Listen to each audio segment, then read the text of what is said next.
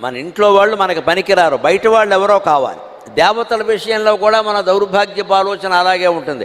మన ఊళ్ళో లలితాదేవి గుడి ఉంది, విష్ణుమూర్తి గుడి ఉంది, వెంకటేశ్వర స్వామి గుడి ఉంది. ఇవేవి పనికిరావు మనకి. తిరుపతి తిరుపతి తిరుపతి. ఇలాగే ఈ మధ్య కొత్త తోట మొదలుపెట్టారు చాలామంది. మేము నెల నెలా పెడతాం, పని లేదా, నీ మొహం చూసి విసుగొస్తుంది వెంకటేశ్వర స్వామికి వెళ్ళడం మానేయి.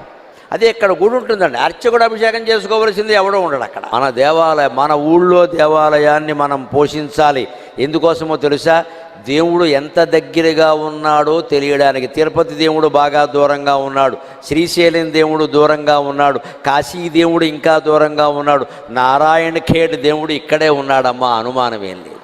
ఇంకా చెప్పాలంటే ఆ నారాయణుడు నీ ఇంట్లో లేడు, నీ ఒంట్లో కూడా ఉన్నాడు. నువ్వు గ్రహించగలిగితే నీ ఒంట్లో కూడా ఉన్నాడు.